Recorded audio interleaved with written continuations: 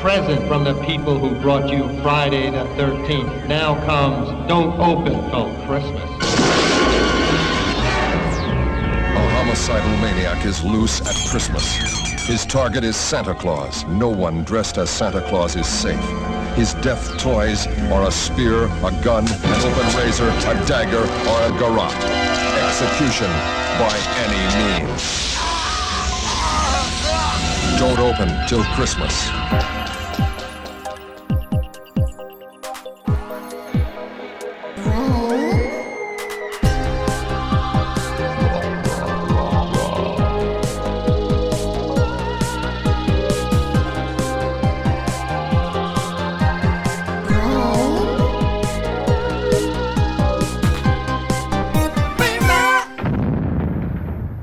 Ho, ho, ho, rotters, and welcome back to the podcast that takes a deep dive into the best and worst horror films of the 80s and 90s. I'm Stevie, your VHS veteran. Happy holidays, you rotten lot. I hope you're having a lovely festive period. I know it's been a strange few years, but if you're listening to this, you made it out the other end. I can't believe Brain Rot is nearly 2 years old. You lot have been such an important and vital part of my survival, and you keep the show going from strength to strength, so thank you, and happy Yuletide. There will be a festive something extra coming your way if you're one of our Patreon subscribers in the coming weeks, so look out for that. Also, not an actual holiday horror, but it is set in a snowy location. Mike Munzer and Becky Dark join me to discuss the 1983 Canadian slasher Curtains. Spoiler alert, we did not like it. If you want to hear why, that episode is now available over on Patreon. So, to get us in the mood, today we're going to be taking a look at 1984's British slasher. That's really hard to say. British slasher. Woo! Don't Open Till Christmas. This has recently had a wonderful new transfer and Blu-ray release, and so I decided to celebrate that and go for a deep cut this Christmas on Brain Rut. With its sleazy angle and troubled production history, it's one hell of a movie to discuss. It's a Trashterpiece. And as a trigger warning, being that this is Brain Rot, me and my guest delve into the production and all involved in and around it, and that includes the mention of suicide. Speaking of my guest, I've got a right cracker for you. Ha! Cracker Christmas. She's a filmmaker, writer, and producer whose horror shorts such as Bloodshed, Quinoa, and Connie have won numerous awards at ceremonies such as Los Angeles Film Review Independent Film Awards, the iHorror Awards, and Hollywood Horror Fest. She was an absolute delight to have on the show, and she's one of us. Now, I know it's not Christmas yet, but I'm opening it anyway. Kat, hello and welcome to the show. Hello, Stevie. Hi. How are you? Happy holidays. I know. I mean, it's Christmas again. It's this and Halloween. Halloween is my horror Christmas, and that's kind of where my heart is. But I love Christmas because there's still quite a lot of horror around. There's still that great tradition of Christmas and horror and decoration and dress up and people getting drunk. It's exactly the same kind of season for me as Halloween. So I'm really excited about it. Yeah. And time to just catch up with people, you know, people that you haven't seen for a really long time. It is that time of year. And it's funny because Christmas and horror is a very British thing because it's traditionally something we've always put together, isn't it? It really is. And I mean, I grew up, we'll probably come on to this anyway, but watching so much TV and so many movies and movies that were totally not age appropriate for me as a really little kid. Yeah. And a lot of those are still my favourites and my staples when it comes to Christmas and watching things and revisiting things. So Gremlins and Scrooged with Bill Murray, which for me is just the best version of a Christmas Carol, I think, that's ever been. And it's still really scary but really fun. So, yeah, the Ghost of Christmas Future in that is terrifying. The souls trying to get out from underneath the cloak is, no wonder I've turned out the way I have watching things like that when I was incredibly small. It explains everything. Well, that's it, isn't it? Either you take to it when you're young or you don't, and that's where horror fans are created. Obviously, today we're going to be talking about the pinnacle of British filmmaking, which is Christmas slasher Don't Open Till Christmas. But before that, since you're a first-time guest, you kind of touched on it there. I'd love to know your origin story, because I have heard you on other podcasts and I've followed you on the socials for years, and you clearly have it's a genuine love for the genre, and also you're not afraid to champion dreadful films like me. So when did it start for you? Was it that on TV, basically? I grew up in a really sort of poor's not quite the right word, but a really rough town in North Wales, where really all that you had to do was go to the beach, and the weather was usually always awful. And we and we had a place called the Sun Centre, which anyone who's ever been to Wales, Real? Yes, oh my God, see everybody. Yes, we used to go there. I'm from the Wirral, so that was like the big day out. We'd drive to Real Sun Centre, and I have to explain to people who won't understand. The Real Sun Centre. Oh well, go on, explain it. It was well, here we go. This is exactly my point. Anyone who's ever been on a British holiday has usually been to Rhyl, and when the original Sun Centre existed, that's all that they knew Rhyl for. That was the pinnacle of North Wales. That's what it was known for. So it was an indoor swimming centre with different pools in it, but it was mostly known for having the first indoor surf pool in Europe, I think, because I remember that from the poster when I was about 9, where it was literally like a surf pool and you'd queue up and get a board. And that was quite fun, although I nearly drowned in it. And waves in the big pool. I think we all did. Yeah, we all did. And the waves in the wave pool. Yeah, and then it also had a carousel. That's right. Around the top that you could sit in like a ski lift. It had it was the monorail, which I'm pretty sure has given me my fear of heights, because I was always paranoid I was going to fall out of it. But there was also, well, it wasn't safe. No, it really wasn't. It's the Rhyl overall at that point was the kind of town, including the Sun Centre, where there was no kind of health and safety. You know, the local fun fair where my nan had a rifle range stall. Yes, a rifle range stall where people would shoot with darts to try and win a prize. Like you score 20 or over to win with these awful air rifles where all the sights are way off. So like you never had a chance of getting the top prize.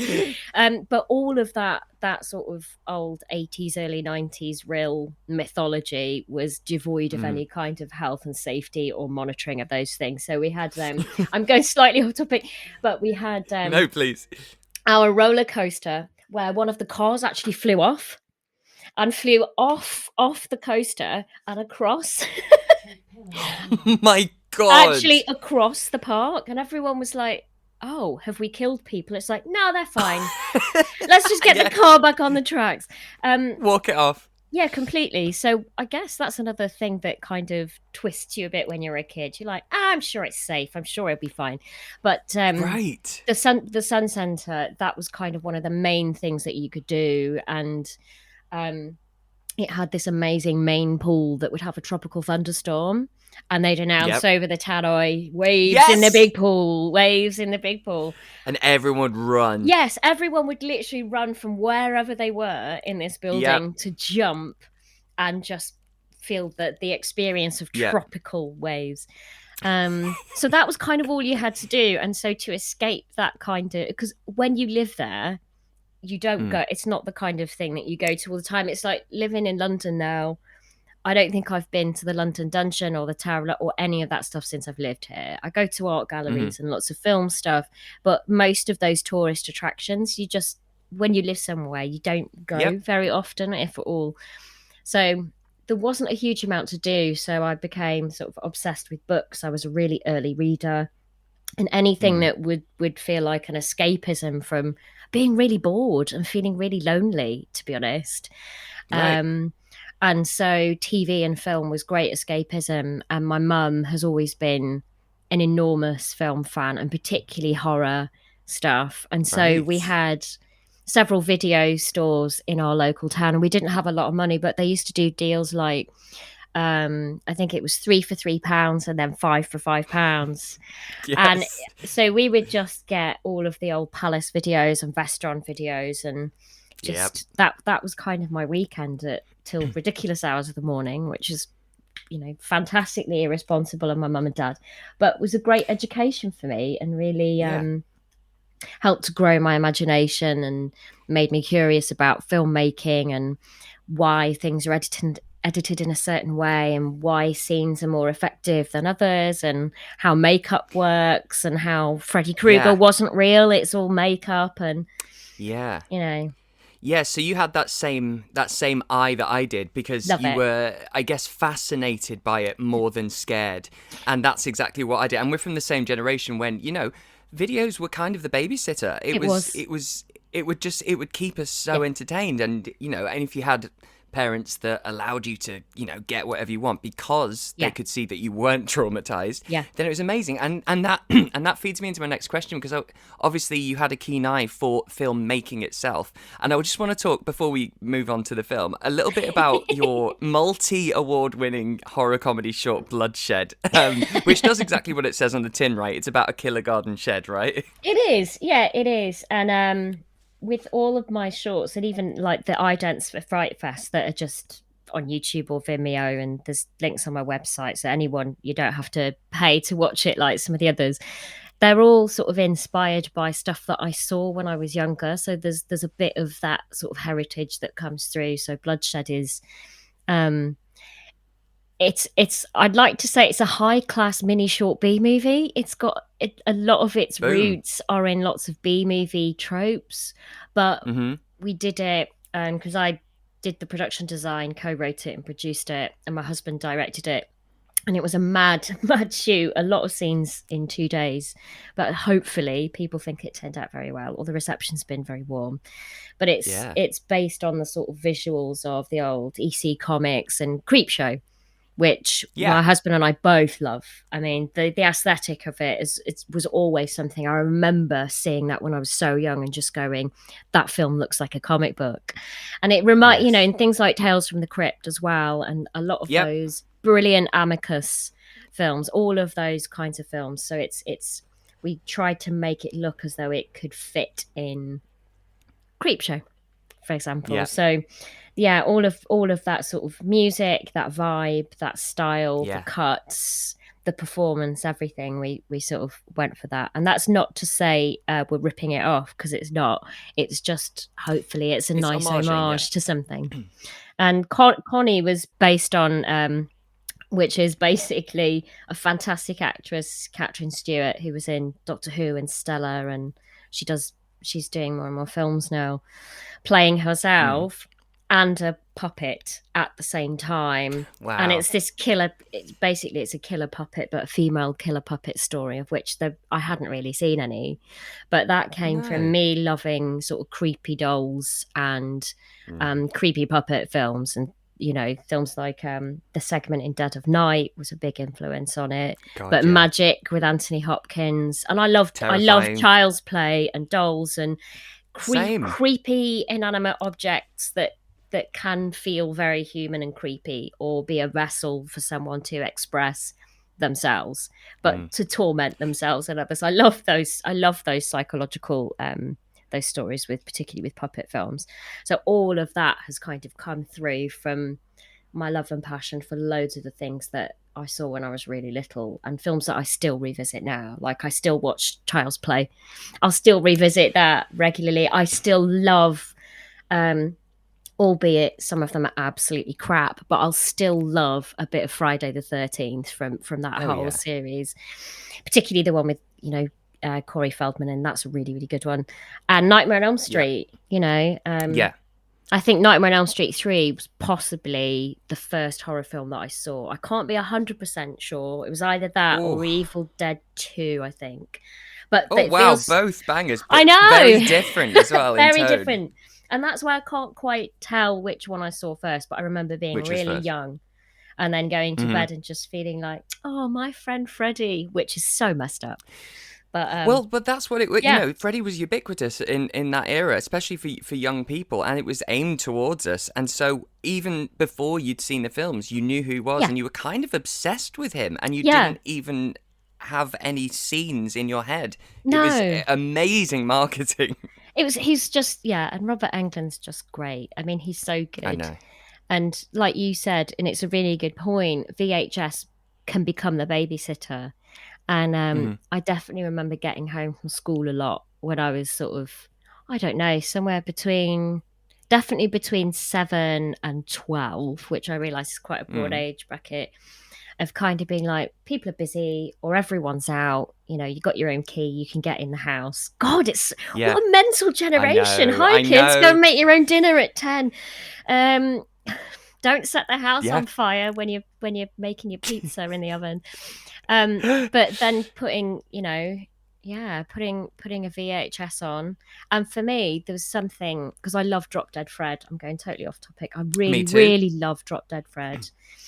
And there is a sort of Freddy-like quality in Drop Dead Fred. So I was either watching Yep. horrors or Drop Dead Fred when I was getting home from school. So yeah, there's a real mischief in Freddy that I think lots of other genres and films have kind of really taken from, which, you know. I completely get that, because Drop Dead Fred was a staple of my youth. And again, it is that, I think maybe there's something about the fact that we used those films as company, and the actual film Drop Dead Fred is about having company only that you can see or only you have, and it's your private friend. Yeah. And I think that's probably where we were probably both like, oh, there's something about this that's really drawing me in and relatable. Yeah. And it's a brilliant film, and it gives me tingles still whenever I rewatch it. I felt really I interviewed the director of it at Dijon. It was I think it was last year. Every year is blending into one now, Stevie, so I can't remember which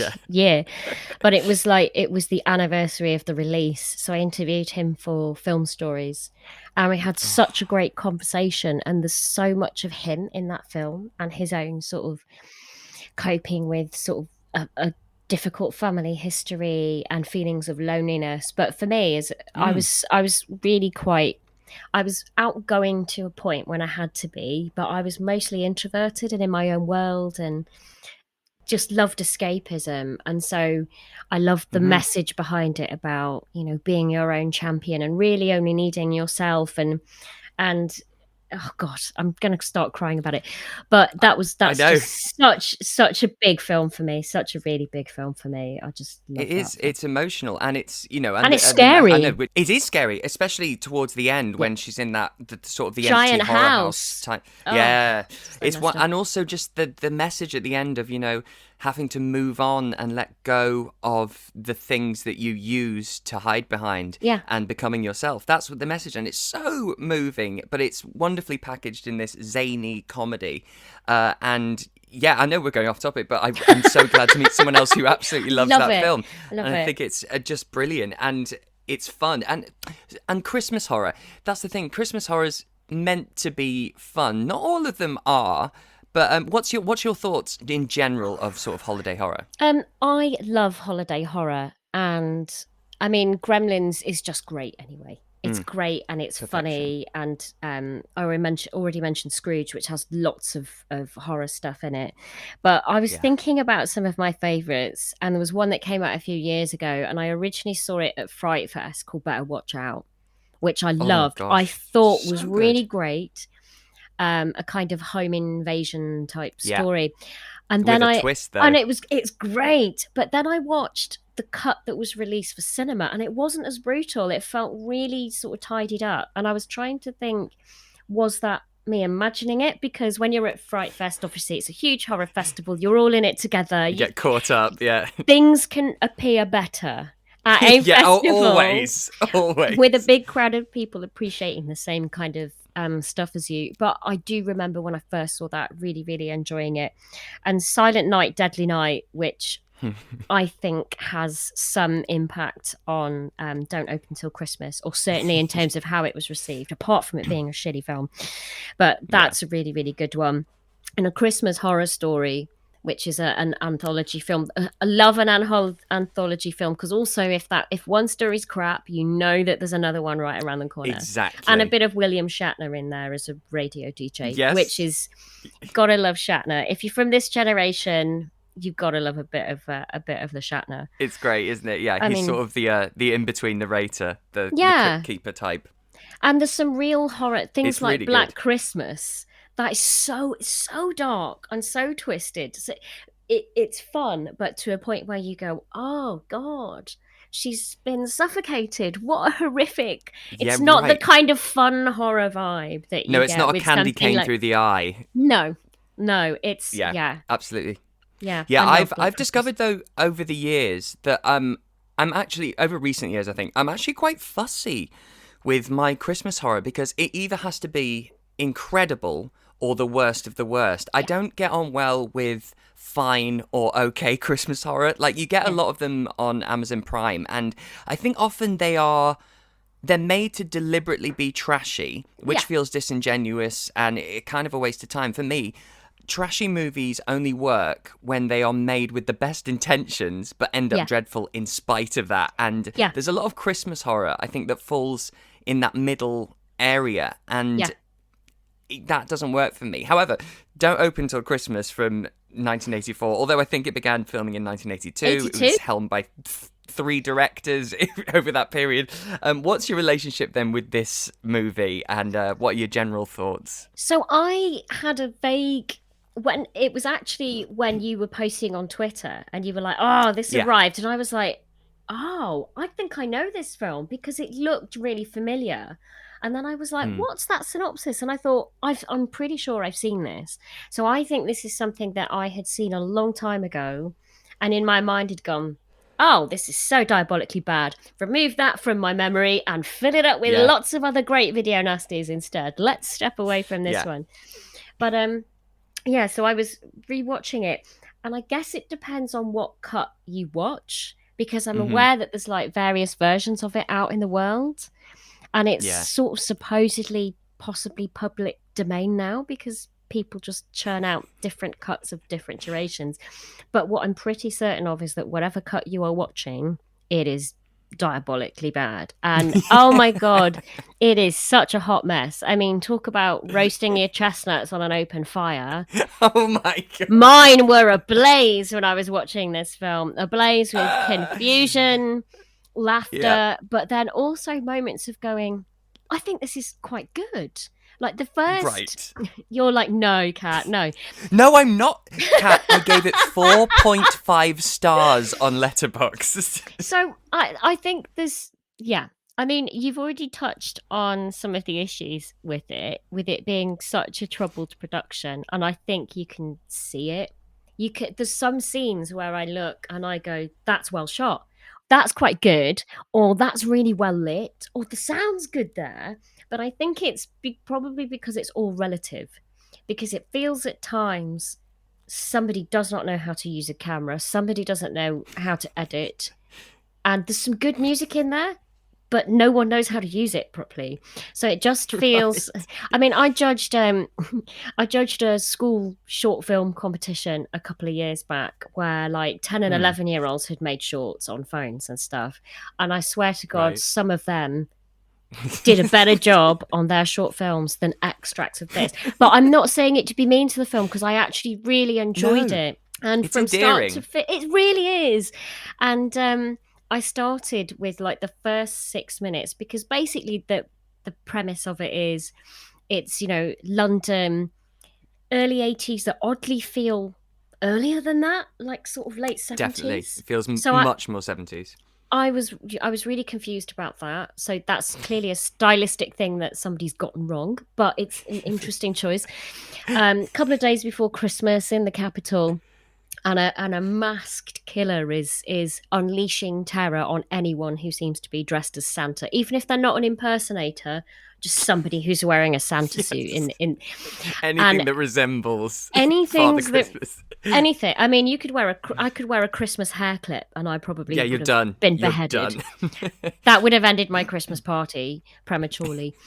But it's that top line is brilliant. So when you hear, all the Santas are getting killed, who's this masked killer? It's a bit mysterious. You can kind of go, oh, is it a giallo film?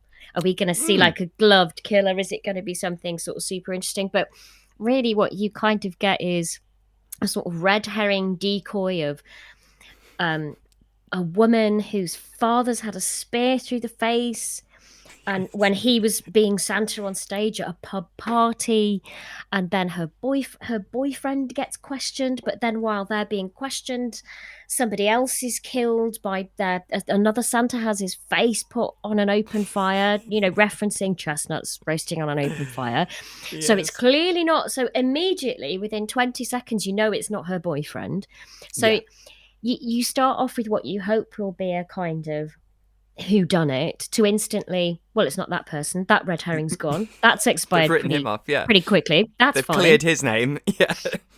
To very shortly after that, or what feels very shortly after that in terms of the way it's edited, it's totally revealed to be the guy that you thought it may be anyway. So it goes from being a whodunit to a whydunit, but then the whydunit, the reveal of the whydunit isn't even on screen. It's a scene which has just been completely cut from the film.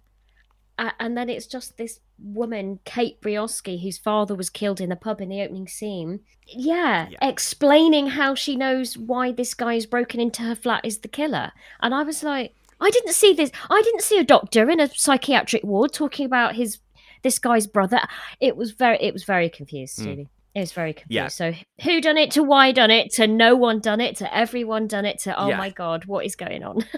It's wonderful. It's accidental perfection, and it's so British it hurts. I mean, the main bulk of the movie is various drunk people dressed as Santa Claus stumbling down a London alleyway and getting murdered in the same alleyway every time as well.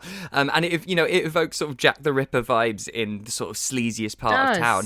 And there's just so many baffling choices and, as you say, incoherent plot decisions that it just makes you constantly smile, and it's so enjoyably muddled. It is, but also I had real hurt. The first sort of 6-7 minutes of it, I thought, I think this is actually going to be good. As in, not just bad good. I was like, I think this is going to be good because the opening is a couple who are meeting to have sex, basically. Yes. So I'm like, okay, I am in a 70s sexploitation kind of film, which I think, was it Derek Ford or Alan Birkinshaw? One of the two involved in the film, one of the two writers who step up to helm it, was actually like the king of kind of British sexploitation stuff. Yeah. So I can kind of see how they got there if that person's involved in writing and eventually directing it. So I get that, but it felt like they still knew what they were doing with that scene. And I'm like, okay, whoever's directed this, they kind of know what they're going for, which is really good.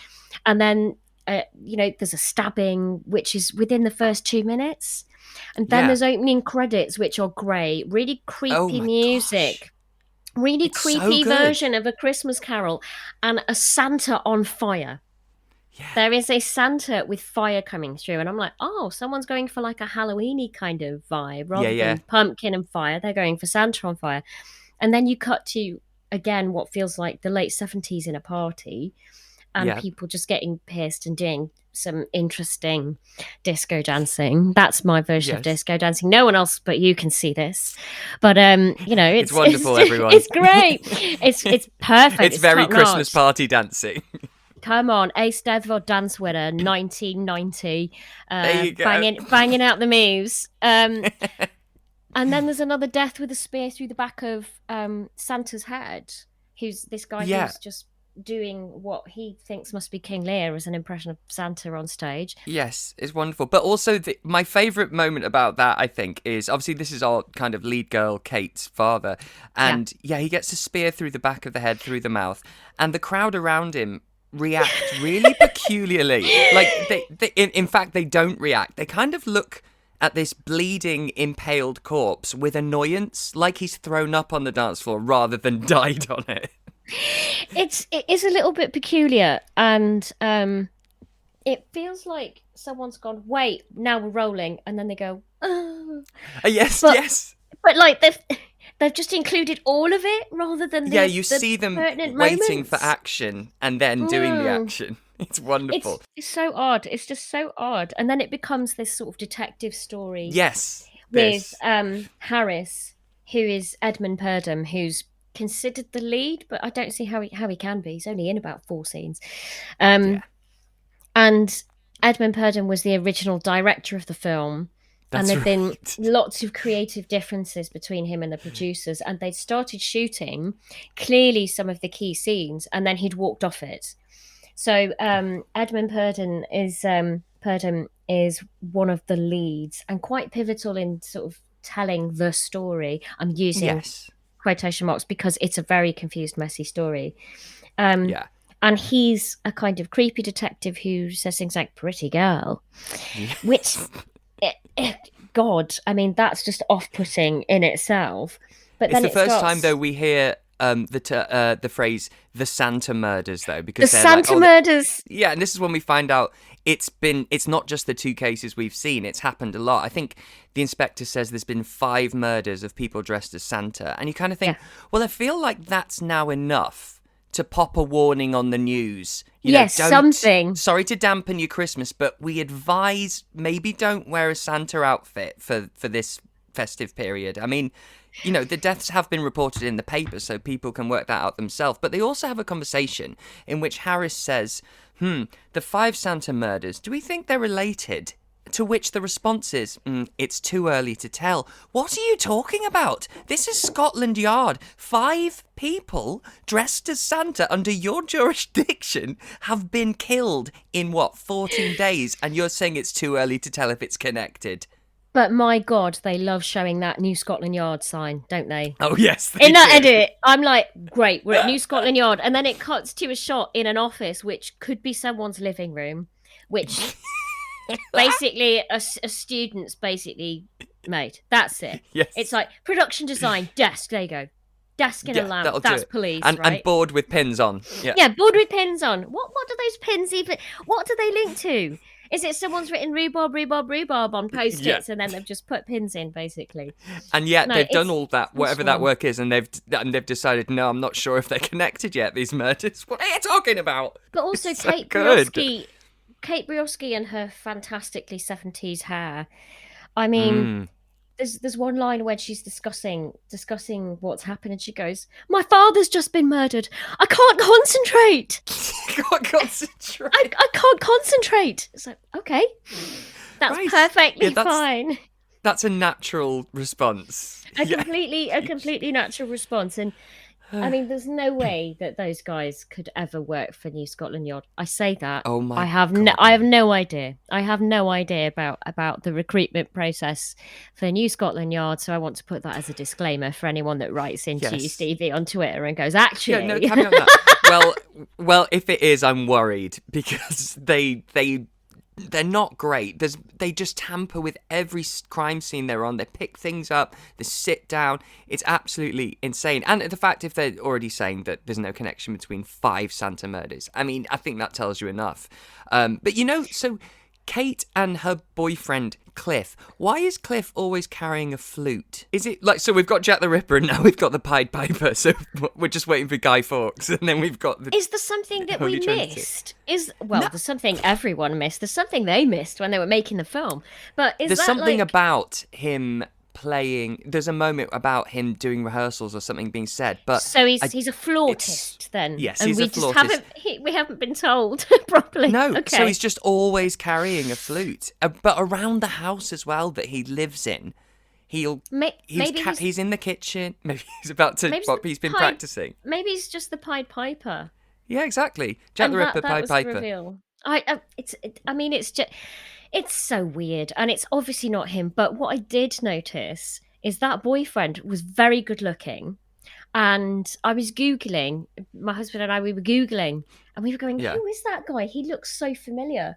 And he'd had some hits earlier in his career, and he'd made some movies, and he was an adaptation of Great Expectations, a really good version of it.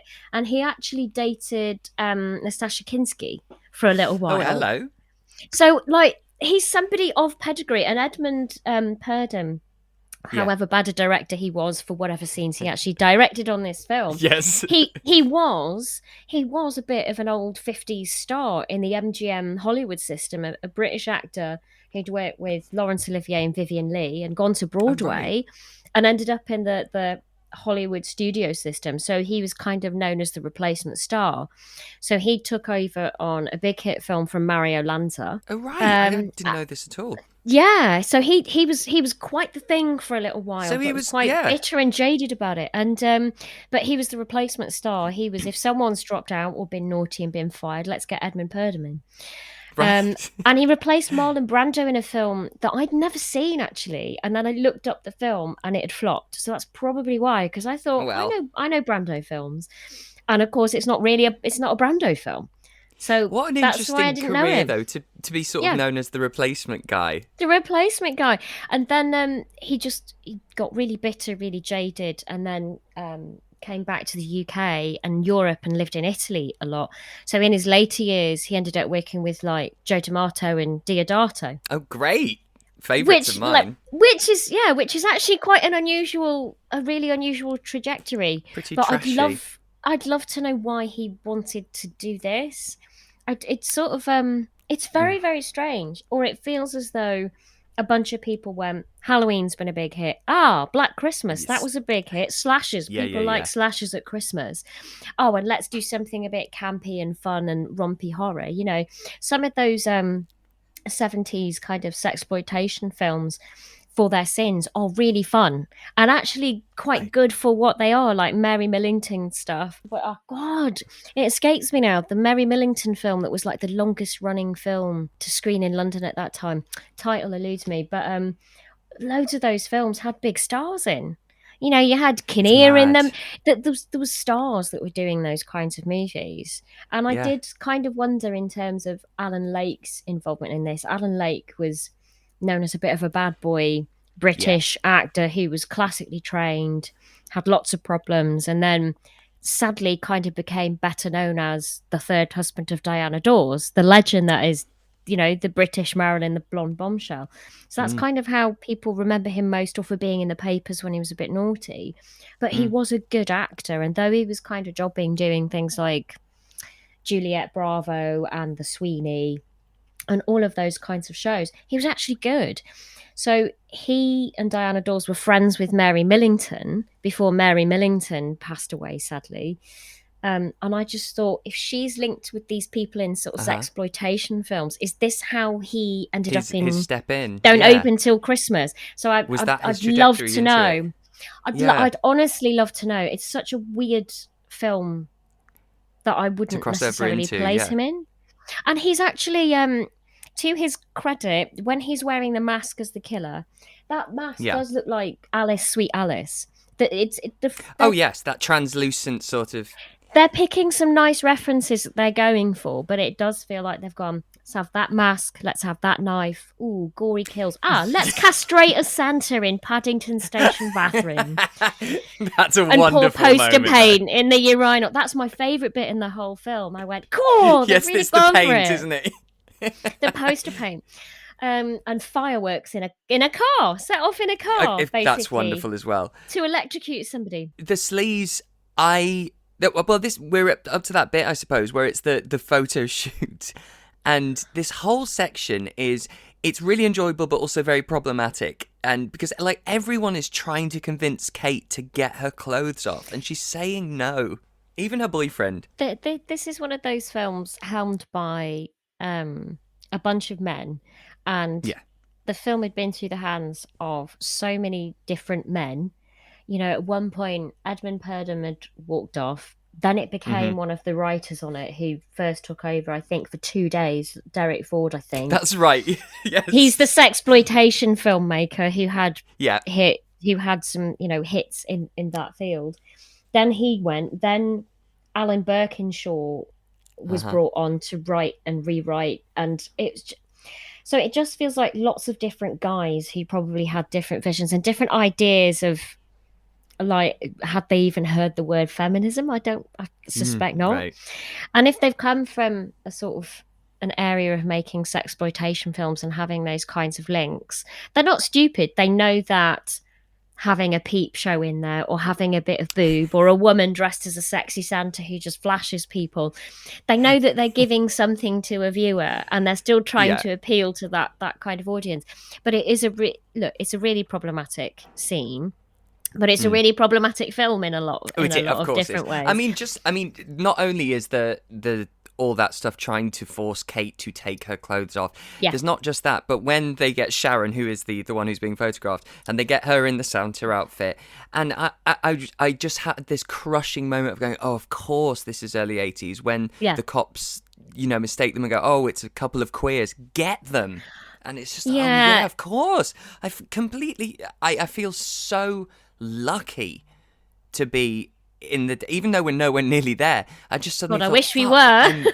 Well, yeah, I know. Wish we were. I just thought, fuck, I'm really lucky to be living now as I am, because I forgot the police would chase you. That's insanity.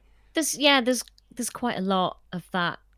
Yeah. Really problematic early 80s stuff, I think, in terms of its approach to women, and here's a bit of tit, basically, here you go, viewer, and let's make a woman feel frigid if she doesn't want to do a porn shoot randomly that her boyfriend has inexplicably taken her to.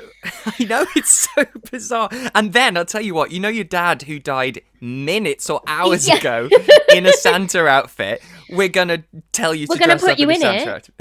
We're gonna put you in it, and then suck your finger for a bit, flash your boobs, and that'll be your therapy. That will be your bereavement counselling, Kate. It will be completely gonna toughen fine. you up, girl. So what it feels like, and there's particular queer references that are really uncomfortable in it, and it's one of those things that it just does make me feel uncomfortable now. It just does. Yeah. And I'd love to say scrub that from it, but if you do, I think you've got about 20 minutes of a film left, rather than 84 minutes or however long it is. But and it's funny that actually now, watching it, obviously growing up in the 80s, I saw so much of that and I heard so much of that, but I was taught that is normal, and that I just let that, I just had to let it, water off a duck's back. Yeah. And it's only, now in this generation where I'm like, fuck, that really offends me. But I just used to have to take it. No, it's rough. Oh my God, we need to have a drink about this in the pub, and we can just lay it all out there and go, how many films have you heard this in? How bad was that? Yeah. Did you remember that scene? But I'm glad now that there are moments of taste, even within bad horror movies, that I just don't think people would get away with the same thing now. But I think also now, if you do get a character who is of that persuasion and speaks like that or has those opinions, usually they get their comeuppance now. So if they are in the film, they are a surefire death, usually. Yeah. Yeah, and I'm probably giving them way too much credit here as well, because they really shouldn't get any. But I did wonder if in their own clumsy way, between writers or rewriters, because it was just badly rewritten, and I think that's probably why it's so confused.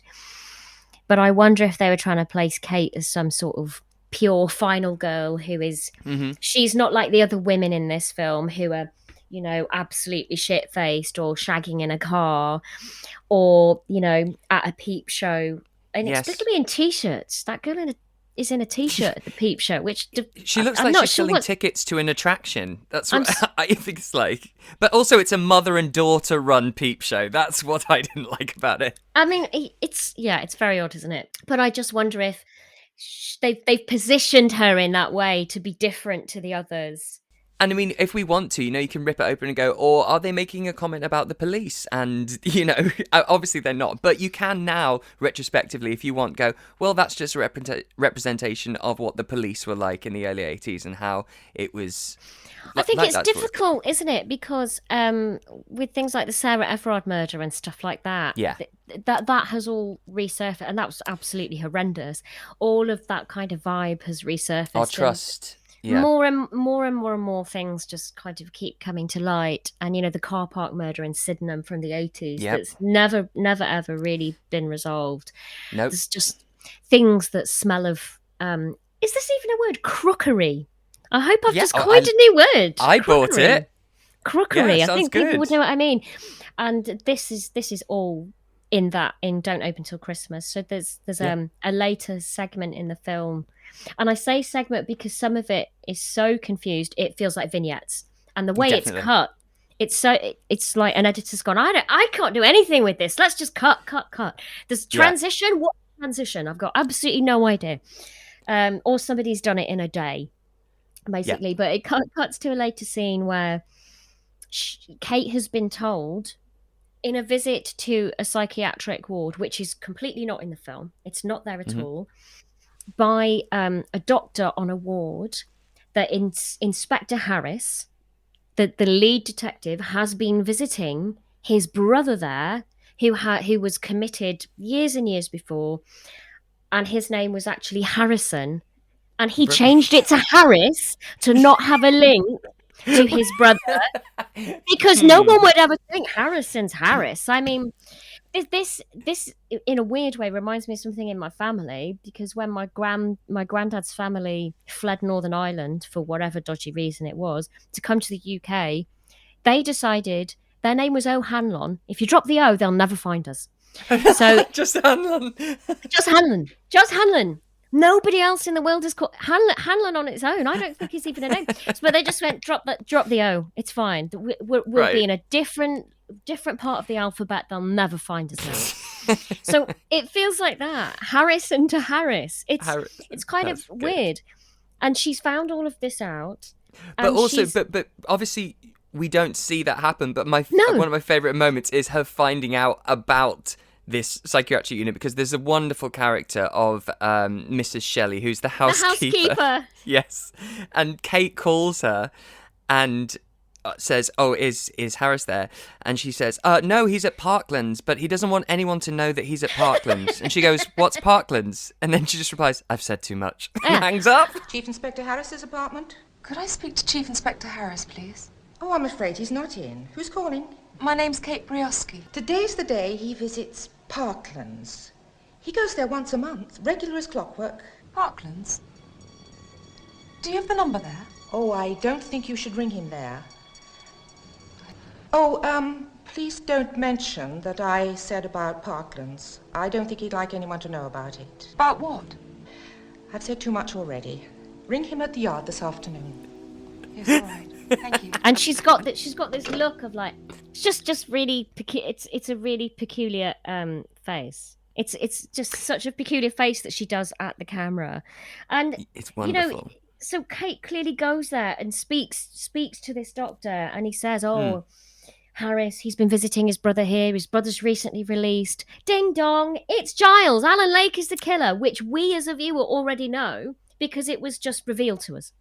Without us working for it, really, it's just handed to us, because by this point, Giles has already been to a peep show and decided to abduct a woman who was to entertain him in a peep show, though sat in a t-shirt, and for, what is it, for 50 quid, you can have it all, basically. Have it all, 50 quid.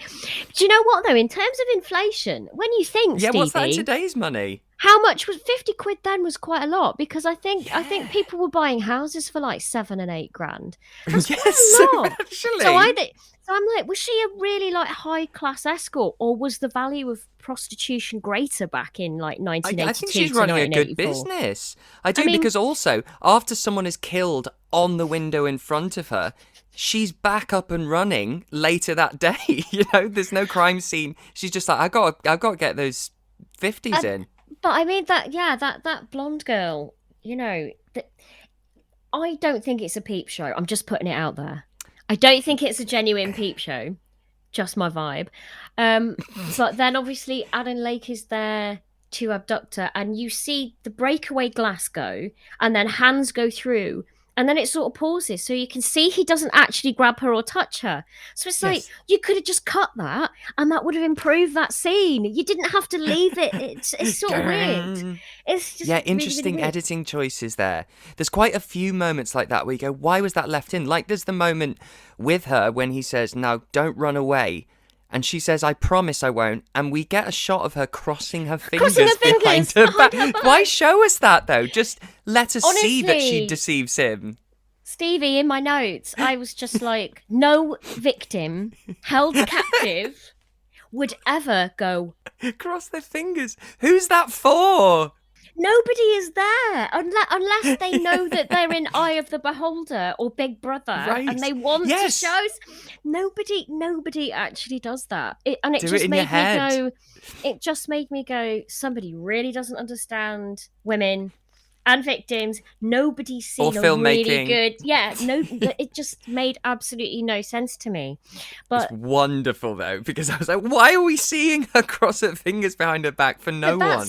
But that is kind of juxtaposed, I think, against scenes of Kate having a meeting at Inspector Harris's home. Is it Inspector or Detective? I always get confused with their titles. Yeah. I think it's Inspector Harris, isn't it? Yeah, because he's been suspended, right? Because he's been suspended or left the case for some reason that I'm not sure they actually say. They don't really tell us. We don't really know. And she's like, "Oh, you're not on the case anymore." That was my best Rada voice impression. That was very good. Good, wasn't it? I saw a lot of Jenny Agutter movies as a kid. That was very Jenny Agutter.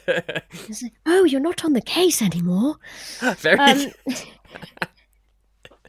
Oh dear. And then she got her boobs out in American Werewolf in London. Come on, Jenny. Yes.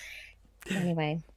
But aside from that weird note that I've just given on Jenny Agutter and an American Werewolf in London, Kate has this meeting at his house. He's suspended or not on the case. She wants to tell him what she thinks she knows and about Giles. And he, of course, already knows about Giles. So there's a weird... because the killer is his brother. Yes. And he takes her for dinner. He sort of says how lovely she is and gets her a drink and takes her for dinner. Now's not the time, Harris. I'm like... Or should that be Harrison? Harrison. I know the truth. It's just like, is he trying to be a rat up a drain pipe here? Yes, and it's just a very strange time to put it in the movie because we are at the climax. We're getting reveals. We know what's happening. He wants a climax. That's why he's doing it, Stevie.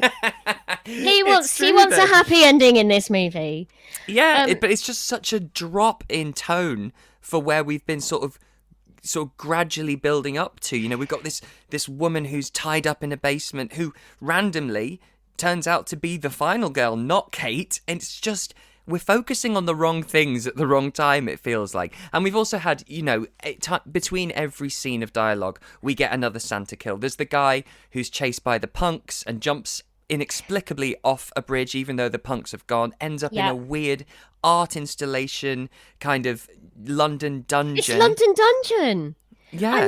So do you know what? I mean, I might be besmirching its high credentials here as a piece of high art, but there are some really good deaths in it. There are some good deaths.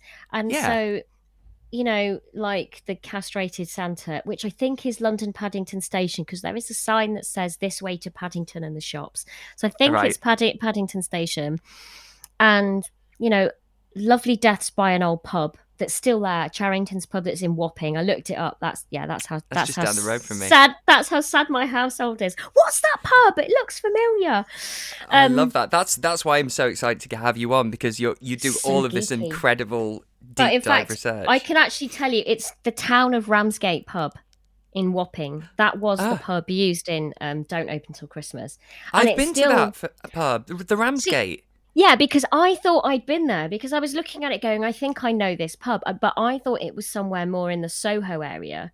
But Charrington's was like a chain, and the town of Ramsgate's still there. So I have, we did say earlier, I was like, should we do a walking tour of the spots used in Don't Open Till Christmas? We were like, because there's bits like in Soho, there's bits like around Portland Place and the back of the BBC, like the university there's buildings. the theatre. There's the whole theatre section with Monroe. Now we need to talk about that. No, yes, let's come on. Yeah. So aside from sexual harassment of a victim by Chief Inspector Harris, and a weird peep show where she's not really in a peep show and she's covered up, to all sorts of weird stuff, you then suddenly have a drunken Santa round the back of a theatre. Is it the Piccadilly Theatre? I think it's the back of the lovely Piccadilly Theatre, where a blade suddenly creeps in shot, devoid of any tension, and is just hanging by the Santa's face. Drunken Santa going backstage and being chased all backstage at this theatre, while on stage is Hammer horror goddess Caroline Munro. Unbelievable. Inexplicably doing an Olivia singing, Newton-John. Yes. Doing like pony steps and singing a song called The Warrior of Love, which the internet describes as her hit.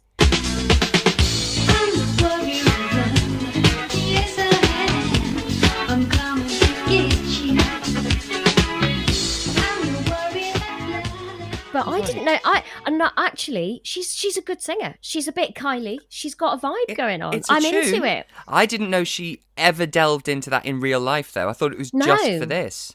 No, and I think what's kind of, I mean, the whole thing is odd, and it does smack of what used to happen, and to be fair, still happens. You get a no name or a horror name to do a cameo, so that basically and you then can go on your bill poster. the film. Yeah. Because I think the poster says Edmund Purdon and then Caroline Munro. It's like, that's ridiculous. No. Also, Caroline's got that Hammer horror history. I think is she the only woman to actually have been on contract to the Hammer films?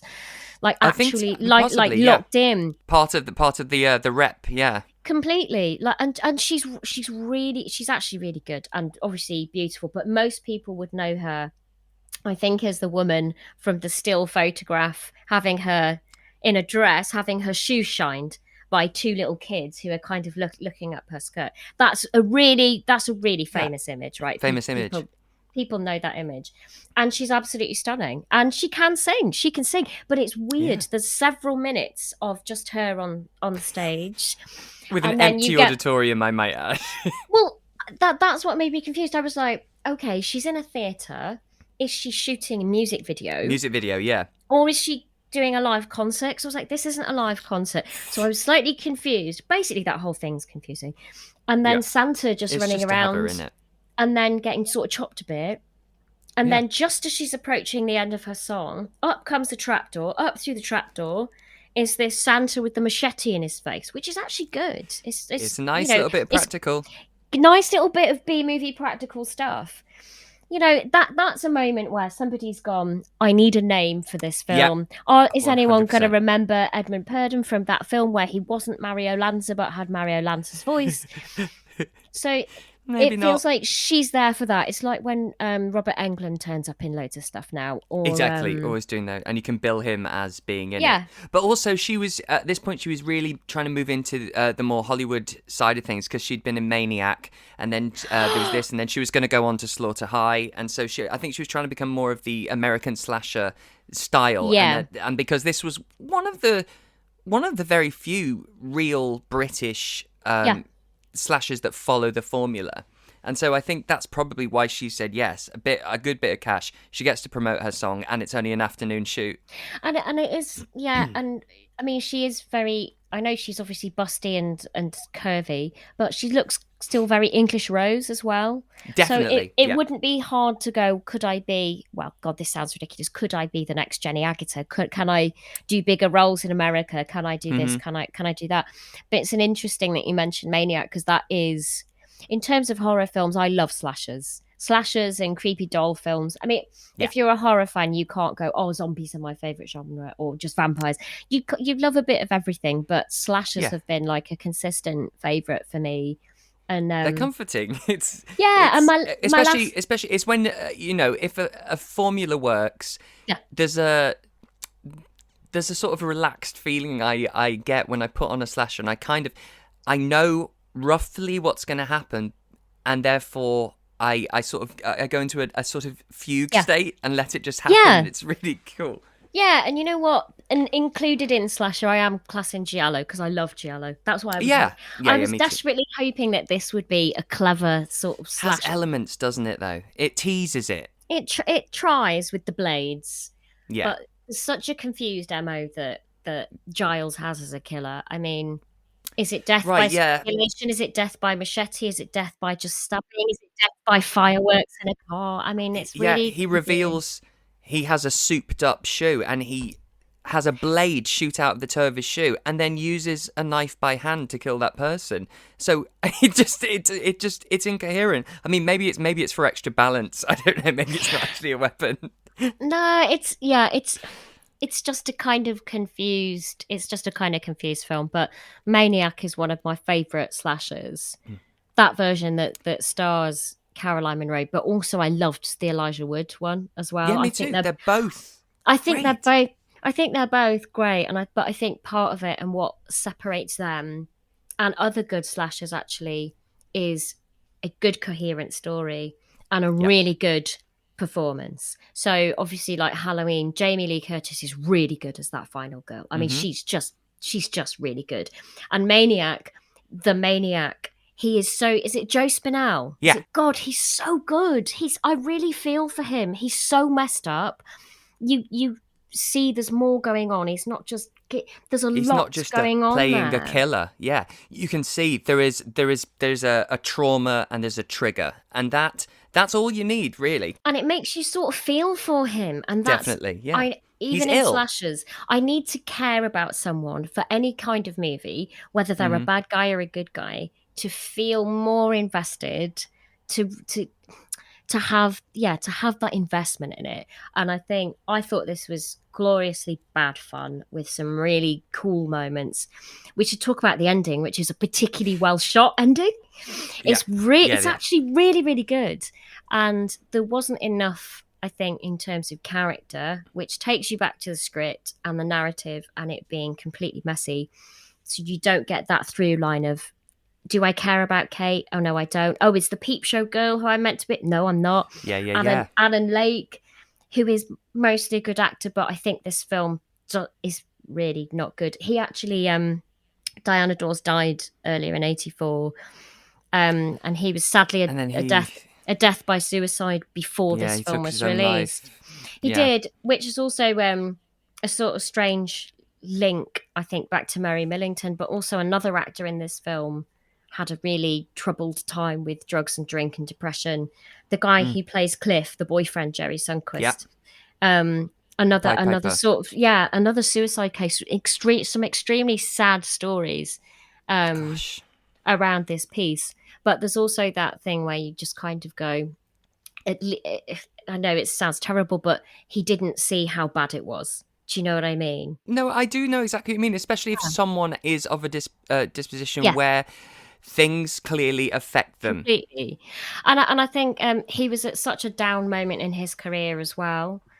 You can sort of see it's somebody wanting to do a film and probably signed up at a point where I think he and Diana Dawes had various money troubles at that particular point. She was doing things like blankety blank to get the money in. She'd had problems with like the tax man and stuff like that. So he was clearly doing it hoping for a hit and something to rejuvenate. And what a troubled production, and for it to take so long, just so very long. Yeah. And that is one of those sad stories about the film, I think, is that if it had been consistent, I think there's some really good ideas in there. There's some really good. The top line of someone going around murdering Santas is like, what a great concept. Yeah, because that flips what we have seen and subsequently see in the 80s of having the killer Santa, and it flips it, and it's actually the Santas being killed. And completely. I think just that alone as a little nugget is a great idea to expand on. And as you say, I do think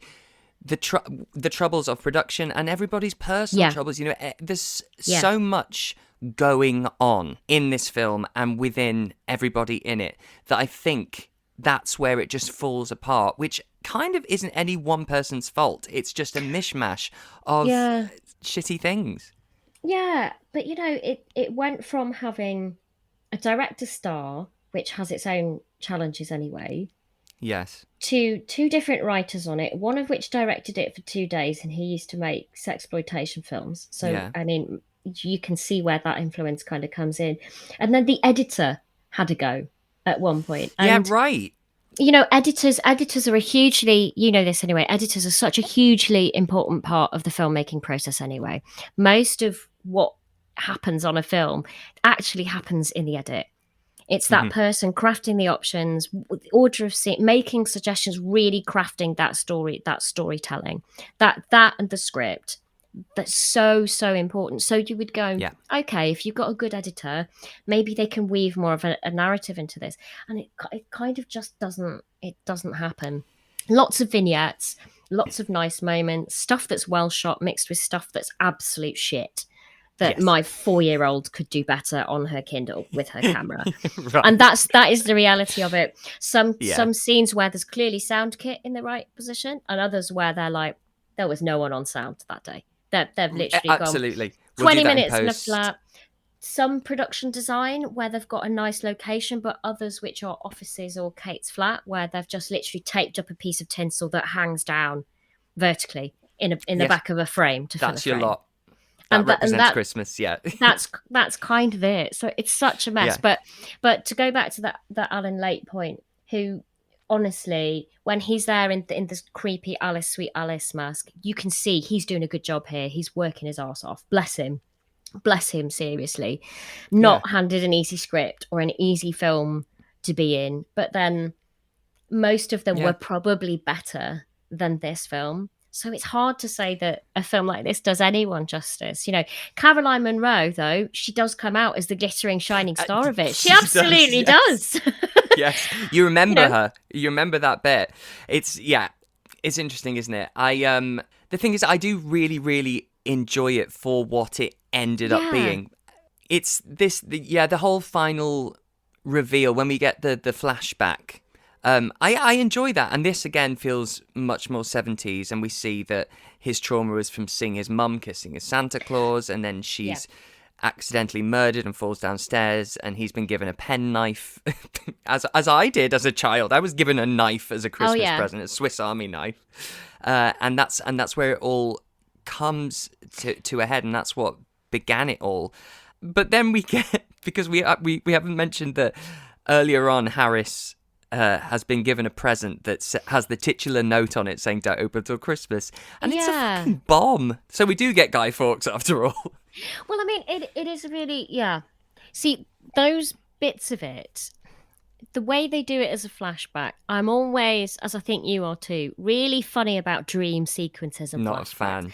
Because, it all gets a bit Dallas. Do you know what I mean? Most things are a bit, oh, hey, I'm awake now. That was all just a dream, and that thing, let's scrub that away. It's expunged. It's just a dream. None of that happened.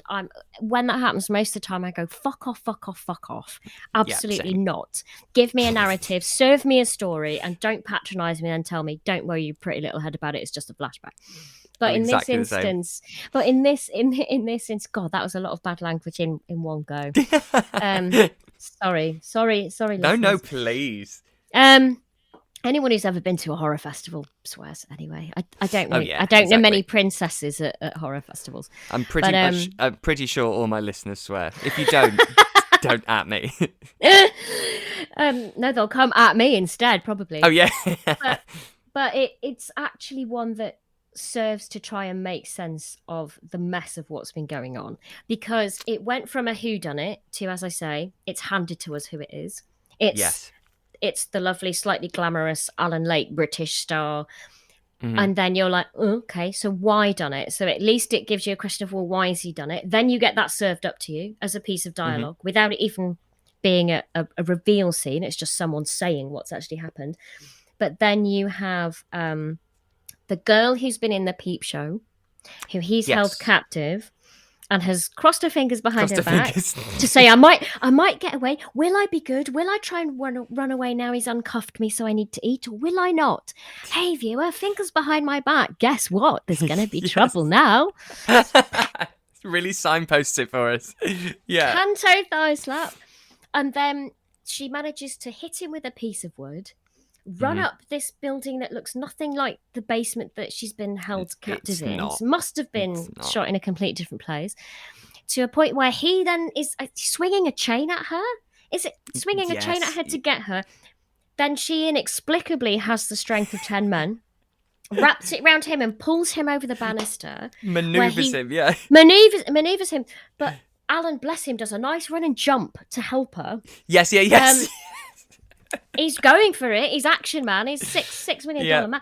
He's going for it to jump over that banister, where he lands and falls, and you think he's dead. Is he not? There's no tension in it whatsoever. Yeah. She goes up to him to sort of see if he's awake, and then he wakes up and throttles her, and suddenly cut to a flashback. And so you're like, whose flashback? Whose flashback am I in? Whose flashback am I in? And you get this weird Christmas party scene with some slightly troubling dialogue in there that you sort of goes some way to try and explain why he's not necessarily going around killing women, but he does kill women. Yes, he's inconsistent with his reasoning. Really, really inconsistent with it. And you get this voice of a mother going, pretty boy, mummy's boy, pretty boy, mummy's boy. And you see this young boy who looks either like he's dressed in a school uniform, which on Christmas Day would be particularly peculiar. Oh, yes! I didn't even think about that. I mean, I was in my PJs on Christmas Day. I still am. hell I'm in a yes. onesie with my hair a mess, just having a Bellini. I'm as a little kid. Well, I wasn't having Bellinis as a kid. I know I was watching 18 rated. But you weren't in uniform. Video nasties. But I wasn't in uniform or having Bellinis. I was much more comfortable than that unwrapping my presents. But it's very strange. And then you're right. He's given a sort of a penknife that looks like a Swiss Army knife. Which, when I think now, what a fucked up present to give to a child. But I was given penknives, like little metal ones that were like fish, and the blade would flip you'd pull out the other side. Yes, that's same. right. I was given knives. So I don't know. Maybe that's a generational thing. Do kids still get knives now? Well, it's what we were talking about. You know, how our world was really unsafe, but you knew how to navigate that because you were aware of the dangers of everything. Every theme park, you were putting your life in their hands, and you were told that, and you knew that, and you had to make that decision. You know, it was just everything was rickety. We all had knives. We all had keys. We were left alone. It's it's just a different time. How are any of us actually alive? How did we make it through? This kid opens his penknife. And then there's clearly something going on with his boozy, drunken parents, sort of. At one point, I'm like, is this a wife swapping party? Everyone seems very kind of close. I'm like, well, or husband swapping. I'm not discriminating. It's just a swapping party. And then he goes upstairs. His brother's clearly around him, which is Inspector Harris. And you see this boy go in, and his dad is the woman's dressed as Santa. His dad is shagging another woman. That's it. In the most awkward sex scene that looks like nobody's having sex, but they are, but it's slightly performative, but it's not sexy. It's just kind of weird. And then his mother comes up the stairs and has a kind of fall and accidentally gets killed. So at least the film is trying to go, hey, that bad guy, look what happened as a kid. He saw sexy Santa, he saw sexiness going on, his mother died, and he's been in a psychiatric ward. Hey, viewer, this is why it's happened.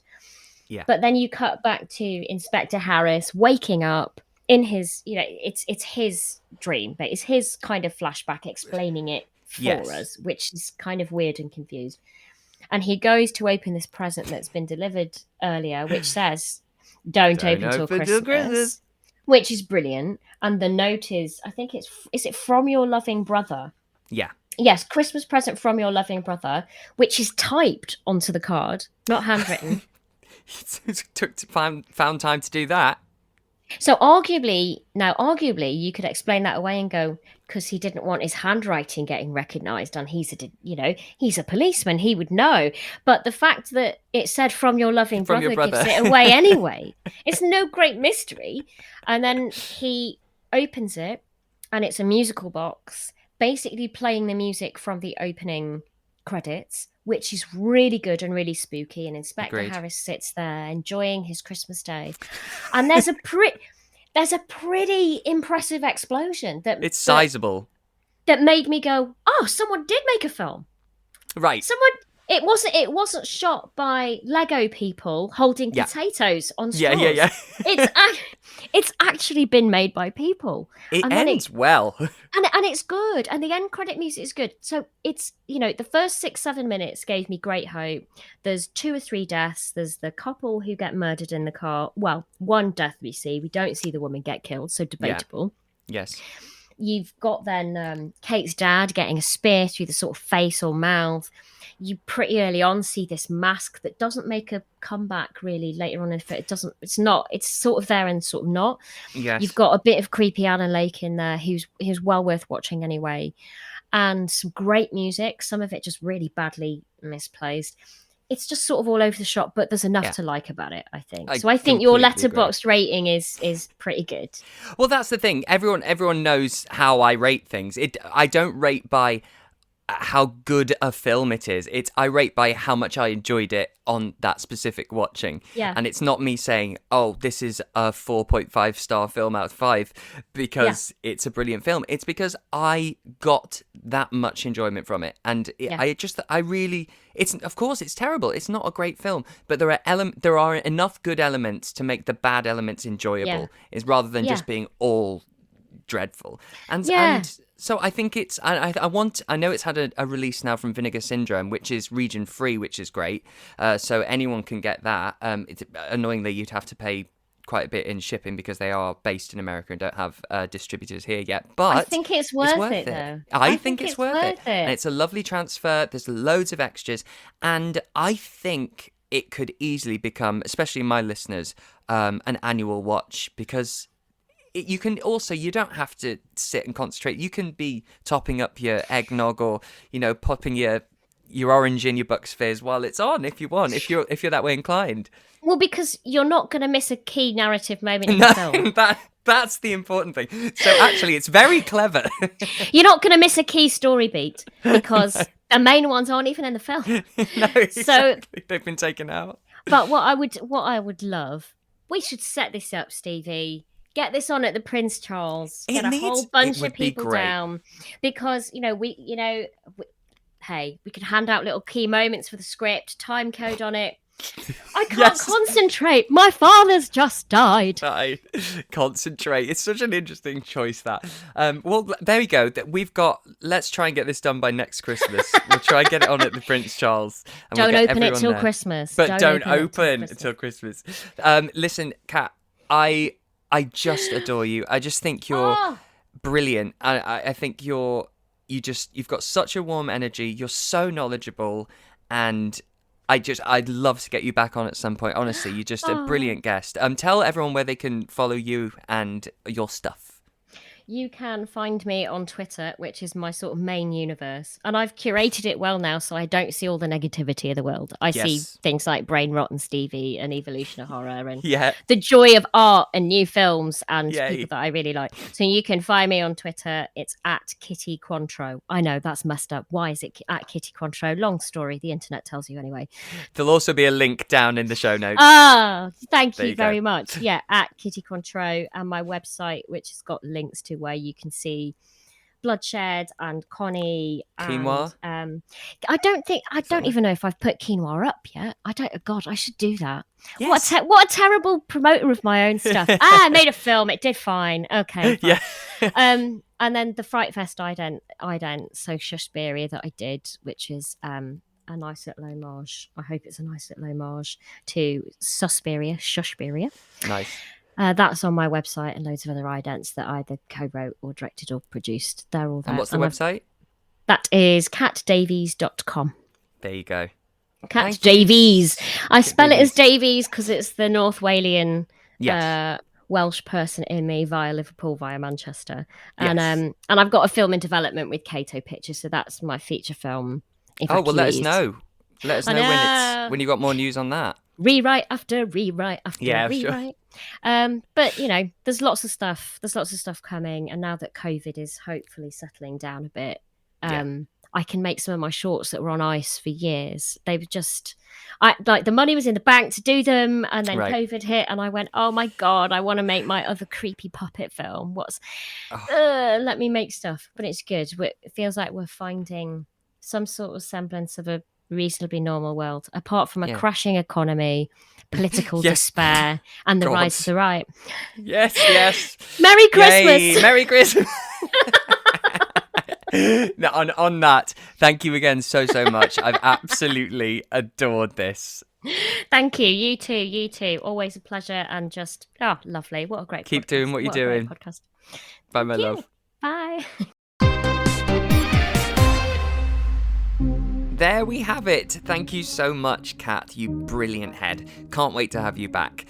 Next week, Fulci lives, my friends. We will be dipping our toe into the crazy Italian pond and covering The House by the Cemetery from 1981. Pretty excited about that one, to be honest. So to get links to all our socials and our merch store and our Patreon, just head to steviesbrainrot.com. Until next week, rotters, Toodles, apple strudels.